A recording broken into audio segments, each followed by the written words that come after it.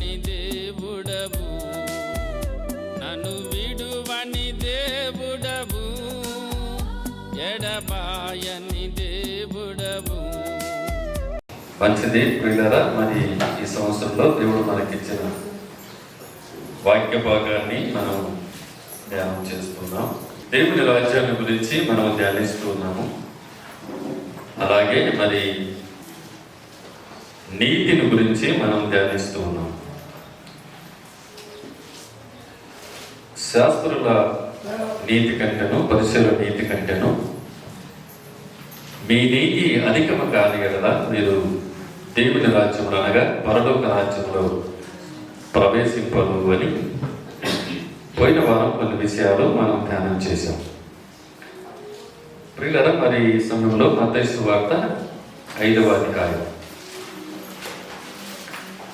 మత్తయి సువార్త 5వ అధ్యాయం 20 వచనాలు మనం చూద్దాం. శాస్త్రుల నీతి కంటేను పరిశీల నీతి కంటేను మీ నీతి అధికము కాదు కదా మీరు పరలోక రాజ్యములో ప్రవేశింపలేరని మీతో చెప్పుచున్నాను. దేవుని బిడ్డలారా, దేవుని రాజ్యము అనంటే భోజనము పానము కాదు, నీతియు సమాధానము పరిశుద్ధాత్మని ఆనందము అని రోమిలకు రాసిన పత్రిక 14:17 మనం చూసాం. కనుక దేవుని రాజ్యము నీతి. యేసు ప్రభు వారు నీతిని ప్రేమిస్తున్నాడు, దుర్నీతిని ద్వేషిస్తూ ఉన్నాడు. వినాలి జాగ్రత్త. నీతి మరణము నుండి రక్షిస్తూ ఉంది. నీతిగా నడుచుకునే వాడిని దేవుడు అంగీకరిస్తాడు. నీతిగా నడుచుకున్న వాడిని దేవుడు ప్రేమిస్తాడు. అలాగే నీతి ప్రవర్తన కారణమే మీరు ఈ లోకంలో బ్రతకండి అని పౌలు చక్కగా చెప్తాడు. ఇక్కడ కొన్ని విషయాలు మనం ధ్యానం చేస్తే, శాస్త్రుల నీతి కంటేను పరిశీల నీతి కంటేను మీ నీతి అధికము కాని కదా మీరు పరలోక రాజ్యములో ప్రవేశింపనేరని మీతో చెబుతున్నాను. దీన్ని కొంచెం మనము ఆలోచన చేద్దాం. శాస్త్రుల నీతి కంటే పరిశీల నీతి కంటే మన నీతి అధికం కావాలి.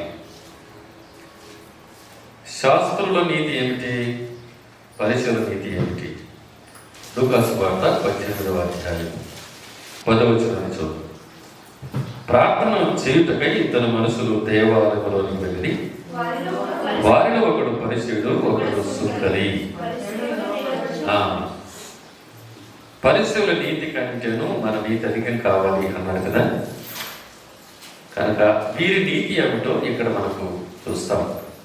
పరిశీలక నీతి, ఇద్దరు మనుషులు దేవాలయానికి వెళ్ళారు. అందులో పరిశీలుడు 11వ వచనం, పరిశీలుడు నిలబడి, దేవా నేను చోరులను అన్యాయస్తులను వ్యభిచారులైన ఇతర మనుషుల వలనైనను ఈ సుంకరి వలనైనను ఉండనందుకు నీ కృతజ్ఞతాస్తుతులు చెల్లిస్తున్నా అంటూ వీరి నీతిని గురించి చెప్తున్నాను. అక్కడ వారమునకు 2 మారులు ఉపవాసం చేస్తున్నాను, నా సంపాదన అంతటిలో 10వ వంతు చెల్లించుచున్నానని తనలో తాను ప్రార్థించుచుండెను.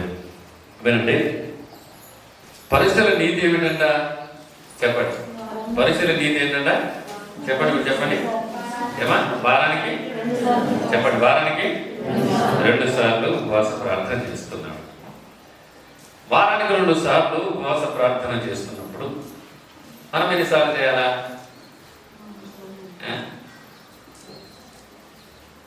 వారానికి 2 సార్లు వారు ఉపవాస ప్రార్థన చేస్తున్నారు. ఇప్పుడు వారి నీతి కంటే మన నీతి ఎక్కువ కావాలి కదా, బాగా ఆలోచించండి. వారి యొక్క నీతి ఏమిటంట, వారములకు 2 సార్లు ఉపవాస ప్రార్థన చేస్తున్నారు. అప్పటికి మనం ఎన్నిసార్లు చేయాలా?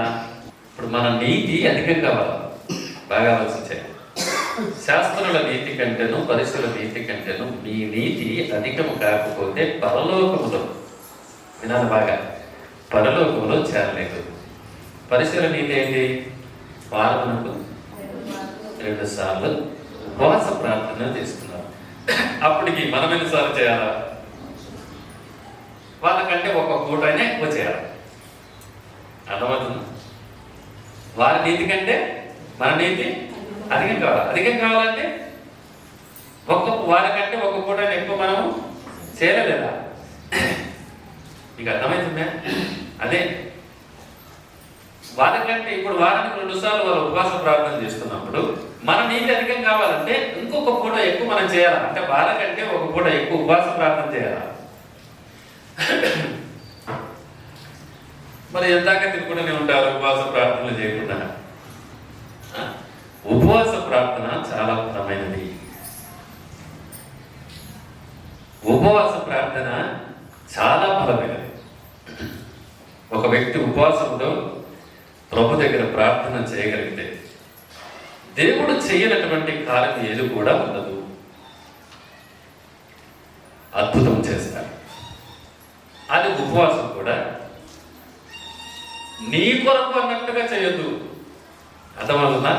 నీ కొరకు అన్నట్టుగా చేయదు. దేవుని చిత్తానికి సమర్పణ చేసుకుని ప్రార్థన చేయి.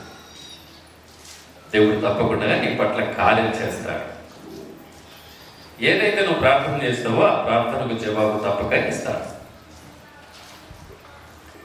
మీరు ఉపవాస ప్రార్థన చేయకుండా అట్లనే తినుకుంటూనే ఉన్నారనుకో, మీ కడుపును నాశనం చేస్తామన్నాడు. ఎక్కడ ఉంది చూపిమంటారా?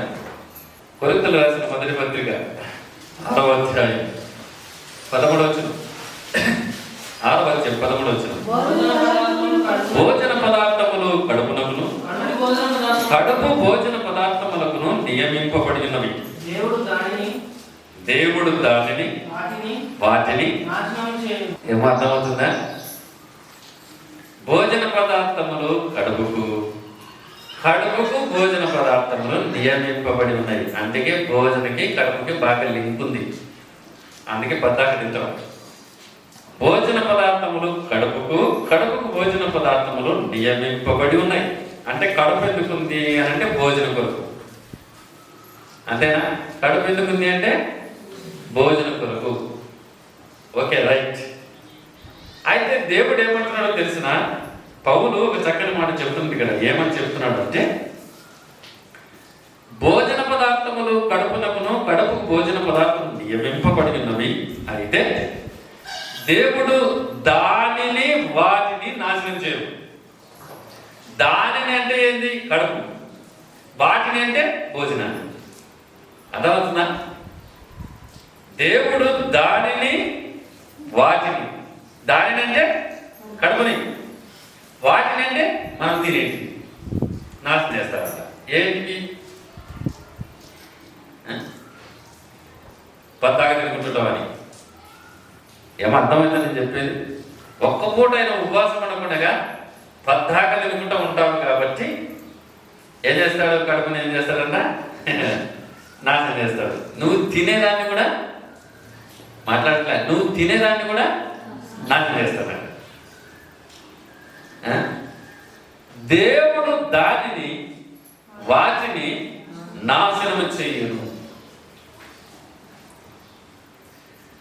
తిండి గురించి చెప్పాలంటే దాన్ని ఉండేది దానికన్నా ఇంతకుముందు సబ్జెక్ట్లో ఇది చెప్పినాను అనుకుంటున్నాను నేను. ఇప్పుడు మనకు సందర్భాన్ని బట్టి అలా చెప్తున్నాను. దానికి గడపెట్టండి.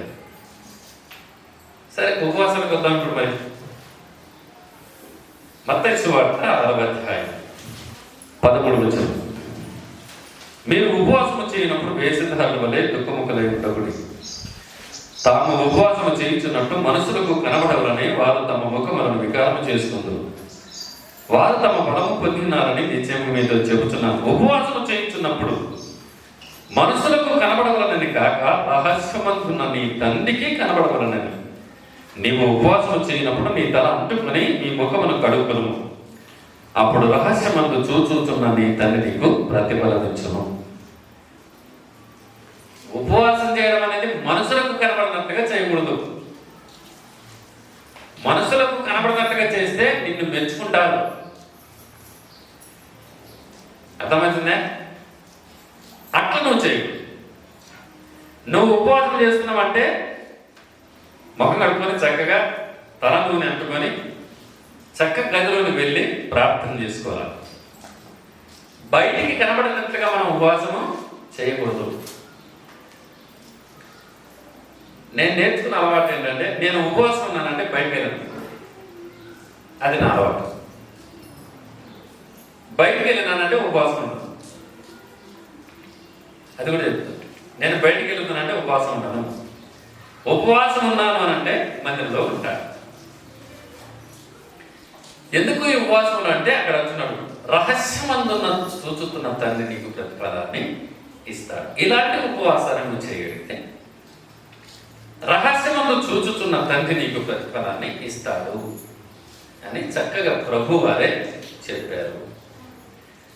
కనుక ఉపవాస ప్రార్థనకు ప్రతిఫలము అద్భుతం ఉంది. అందుకే వాళ్ళు శాస్త్రులు పరిచయులు ఉపవాస ప్రార్థన వారానికి 2 సార్లు ఉపవాస ప్రార్థన చేసేవారు. ఇప్పుడు వారి నీతి కంటే మన నీతి అధికం కావాలి. మరి ఇప్పుడు ఏం చేస్తారు మరి? ఏమో ఉంటారు, ఎప్పటి నుంచైనా ఉన్నది 3 పూట్ల, వారంలో 3 పూట్ల ఉపవాసం. నేను ఉపవాస ప్రార్థన నియమాలు నేనేం పెట్టుకోను, కానీ నేను ఇంటికాడ ఉన్నప్పుడు మాత్రం ఖచ్చితంగా ఉపవాస ప్రార్థన చేసుకోవడానికి ప్రయత్నిస్తాను. పోయినసారి లాక్డౌన్లోన 52 రోజులు ఉపవాస ప్రార్థన చేయడానికి ప్రభు సాయం చేశాను. ఈ సంవత్సరం 10 రోజులు చేశాను. ఉపవాస ప్రార్థన ద్వారా దేవుడు అనేకమైన కార్యాలు చేస్తారు. Right, okay. ఇప్పుడు మీకు అర్థమైంది కదా, వారి నీతి కంటే చెప్పండి, వారి నీతి కంటే మన నీతి ఎదగాల. రైట్, రెండవది మనం చూద్దాం. లూకా సువార్త 18వ అధ్యాయంలోనే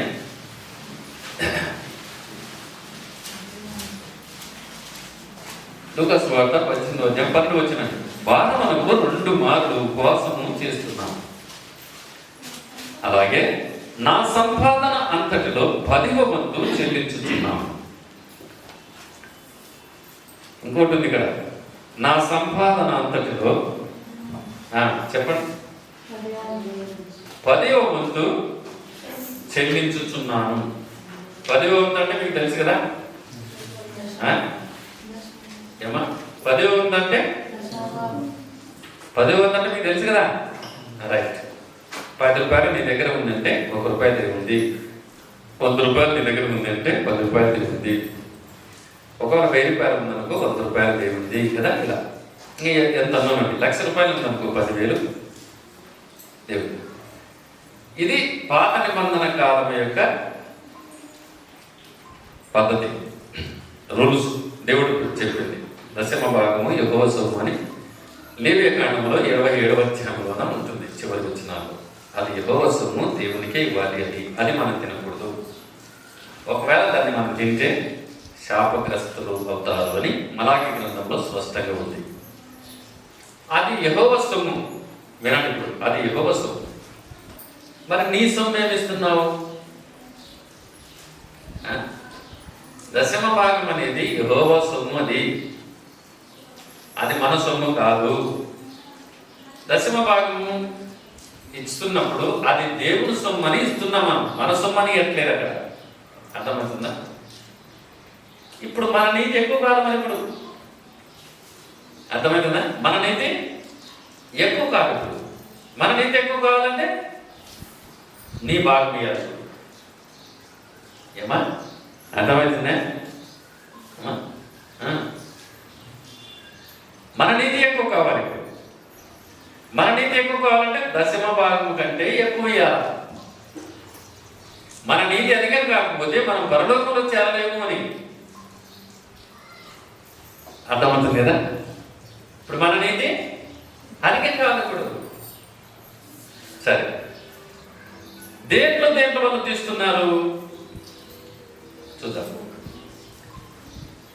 లూకా సువార్త 11వ అధ్యాయం 42వ వచనం చూద్దాం. మీరు పుదీనా, సదాప మొదలైన ప్రతి కూరలోను 10వ వంతు చెల్లించుచున్నారు. ఎక్కడ చెల్లిస్తున్నారంట? పుదీనాలోన, సదా మొదలైన ప్రతి కూరలోను 10వ వంతు. పుదీనా అనంటే ఆకుకూరలు, అర్థమవుతుందా? పుదీనా ఆకుకూరనే కదా, ఆకుకూరలు. ఓకేనా? అదట్లా పెట్టి మత్తయి సువార్త 23వ అధ్యాయం 23వ వచనం చూద్దాం. అయ్యో వేషధారులైన శాస్త్రులారా, పరిశీలారా, మీరు పుదీనాలోను సోపులోను జీలకర్రలోను 10వ వంతు దేంట్లో తీస్తున్నారంట వీళ్ళు? ఆకుకూరలలో తీస్తున్నారు. జీలకర్ర అంటే అక్కడ సరి కదా, జీలకర్ర అంటే అంగట్లోనే దొరికేది కదా. జీలకర్ర, ఆవాలు, సోపు ఇవన్నీ అంగడి సరుకే కదా. అంగడి సరుకు, ఆకుకూరల సరుకు, అంతేనా? మీరు తీసుకునే ప్రతి దాంట్లోనా ఏమండి? శాస్త్రులు పరిశీలన ఏం చేసేవారంట? ఇవి కూడా తీసేవారంట. ఒక 10 సబ్బు నువ్వు తెచ్చుకున్నావు అనుకో, ఒక సబ్బు వాళ్ళు తీసేవారు. ఒక 10 ప్యాకెట్లు వంట నూనె తెచ్చుకున్నాం అనుకో, ఒక ప్యాకెట్ వాళ్ళు తీసేవారు. అంటే ప్రతి దాంట్లోన ఆకుకూరలో తీసేవారు, అంగడి సరుకులో తీసేవారు.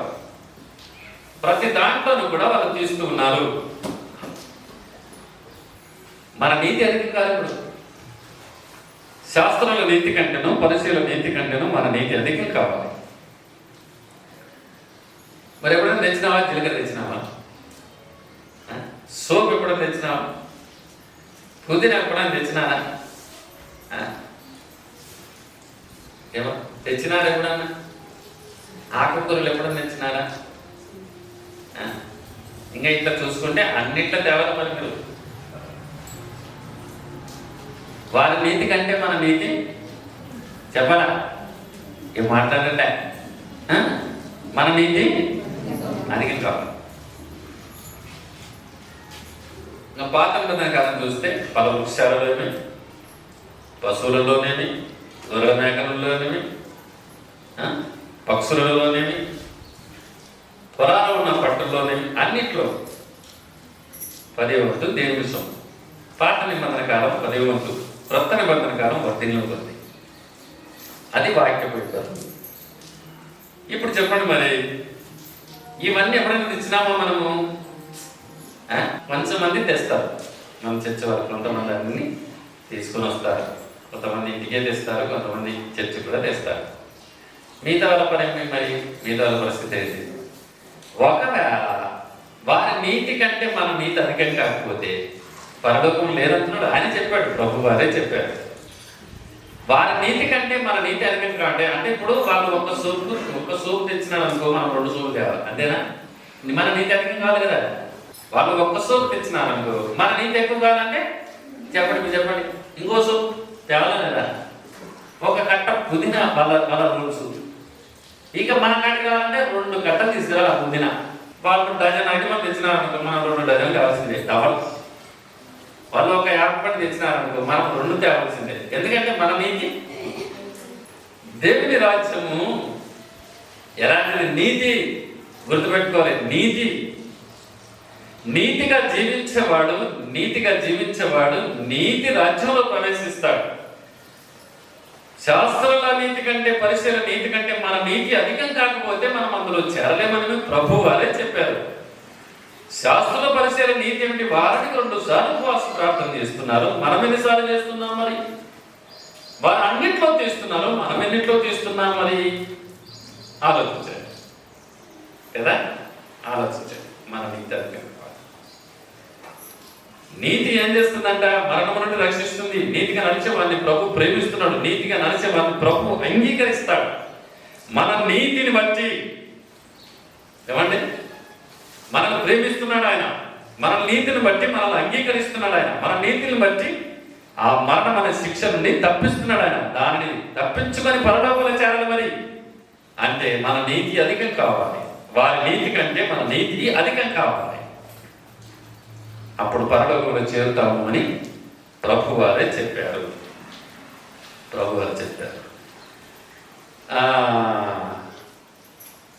కోల్గేట్ కంపెనీ వాడు కదా, కోల్గేట్ కంపెనీ వాడు దేవుని భాగం ఎంత తీస్తారో తెలిసిన 90%,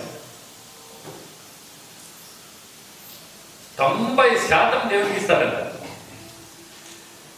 ప్రపంచవ్యాప్తంగా ఈ కోల్గేట్ పేస్ట్ను వాడనటువంటి వారు ఎవరన్నారా? ఎవరన్నారా? ప్రపంచవ్యాప్తంగా ఎవరు లేదు. ప్రతి ఒక్కరు మిగతా ఎన్ని రకరకాలుగా వచ్చినా కోల్గేటే సూపర్, అంతేనా? మిగతావి ఎన్ని మధ్యన ఎన్ని వచ్చినా సూపర్ ఏంటంటే కోల్గేటే.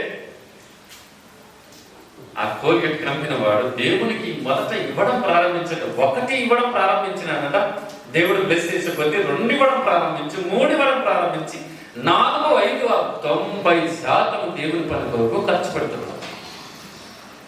అలాగని బాటా కంపెనీ వాడు, చెప్పులు బాటా కంపెనీ చెప్పులు, వారు కూడా దేవుని భాగాన్ని దేవునికి తీస్తారు. ఇంతగా వారు బ్లెస్ కావడానికి, ఇంతగా వారు ఆశీర్వదింపబడడానికి కారణం ఏమిటంటే వారు ఎక్కువ శాతము దేవునికి వారిస్తూ ఉన్నారు. అందుకే వారు ఎక్కువగా ఆశీర్వదింపబడ్డారు. బైబిల్ ఒక మంచి మాట ఉంటుంది, తక్కువగా ఇచ్చేవాడు తక్కువ పంటకు వస్తాడు, ఎక్కువగా ఇచ్చేవాడు ఎక్కువ పంట వస్తాడు. ఎంత మంచి మాట! నువ్వు తక్కువ విత్తనావు అనుకో, తక్కువ పంటనే వస్తుంది నీకు. ఎక్కువ విత్తనావు అనుకో, ఎక్కువ పంట వస్తుంది అంటూ ఇంకొక మాట ఏమన్నాడు? ఉత్సాహముగా ఇచ్చు వాడిని దేవుడు ప్రేమించును అని. సనుక్కుంటా కొనుక్కుంటా బలవంతంగా కాదు, సిద్ధపడి ప్రేరేపించబడి సమర్పణ కలిగి ఉత్సాహంతో ఇవ్వాలి.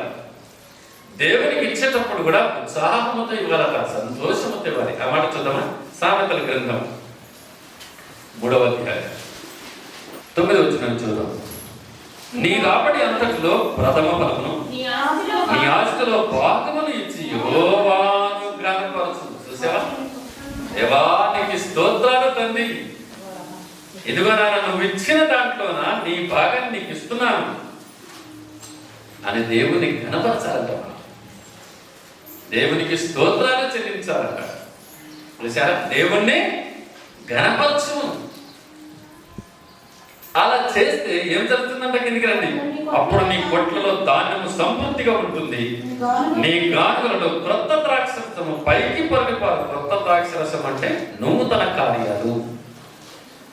మన జీవితంలో అద్భుతమైన కార్యాలు జరుగుతాయి. కనుక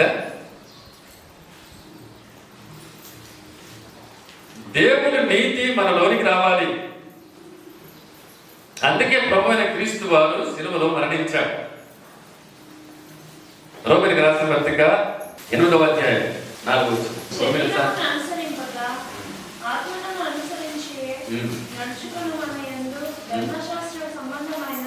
నీతి విధి నెరవేర్చబడవలనని పాప పరిహారము నిమిత్తము దేవుడు తన సొంత కుమారుని పాప శరీరాకారముతో పంపి ఆయన శరీరమందు పాపమునకు శిక్ష విధించాను. కొరింథీ రాసిన పత్రిక 5వ అధ్యాయం 21వ వచనం చూడాలి. ఎందుకనగా మనమాన యందు దేవుని నీతి అగునట్లు పాపమెరగని ఆయనను మన కోసము పాపముగా చేసింది. మనము దేవుని నీతి అవ్వాలని, మనము దేవుని నీతి అవ్వాలని, మన నీతి ఎక్కువ కావాలని పాపమెరగని ఆయనను మన కోసము పాపముగా చేసాను. ఎందుకంటే మనము దేవుని నీతి కావాలి. మనము దేవుని నీతి అవ్వాలని చెప్పి ఆ ప్రభువైన క్రీస్తుని తండ్రి అయిన దేవుడు పాపమెరుగని ఆయనను మన కోసం పాపముగా చేయబడింది. తన శరీరమందు పాపమునకు శిక్ష విధించను. ఇప్పుడు మనం చదువుకున్న ముందు మాట, దేని కొరకు ఈ శిక్ష, దేని కొరకు ఈ పాపము, దేని కొరకు ఈ శాపము ఆయన శిలువలో అనుభవించాడంటే మనము దేవుని నీతి అవ్వడానికి. అర్థమవుతుందమ్మా? మనము దేవుని నీతి అవ్వడానికి మన పాపము శిక్ష ఆయన ఆ శిలువలో అనుభవించి తన శరీరం ముందు ఆ పాపానికి శిక్ష అనుభవించి మన కోసం ఆయన పాపమైపోయి, బైబిల్ ఇంకో చోట ఉంది పాపగ్రాహ్యాయను అని. మనం దేవుని నీతి అవ్వడానికి ఆ శిలువ త్యాగం ఆయన చేశాడు. మనం దేవుని నీతి ఇవ్వడానికి మన శిక్షణ ఆయన అనుభవించాడు. మనం దేవుని నీతి ఇవ్వడానికి మన పాప జీవితాన్ని అంతా కూడా ఆయన భరించాడు. పాపమెరగని ఆ ప్రభువు మన కోసము పాపముగా చేయని తన శరీరమందు పాపానికి శిక్ష అనుభవించినాడు. ఎందుకు ఆ శిక్ష? ఇప్పుడు చెప్పండి. మనము దేవుని నీతి అన్నట్లు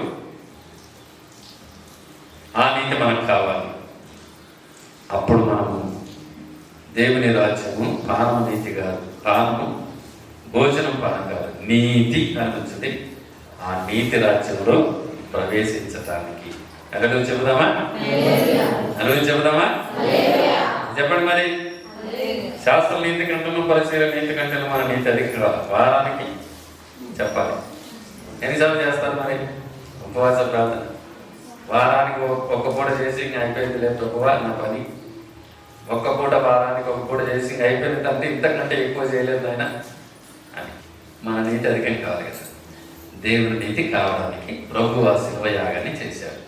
ఇప్పటికైనా మన జీవితాన్ని మార్చుకొని కనీసం వారికంటే ఒక పూట ఎక్కువ, వారికంటే ఒక జీలకర్ర ఎక్కువ, వారికంటే ఒక సోపు ఎక్కువ మన నీతి అధికమై ఆ కలవరి శిలువలో ప్రభు చేసిన ప్రాణత్యాగానికి కృతజ్ఞులంగా దేవుని మాటకు లోబడి మన నీతి అధికమైనట్లు నీతి రాజ్యంలో ప్రవేశించడానికి సిద్ధపడ్డాం. కల మూసుకున్నాం, ప్రార్థన చేసుకున్నాం.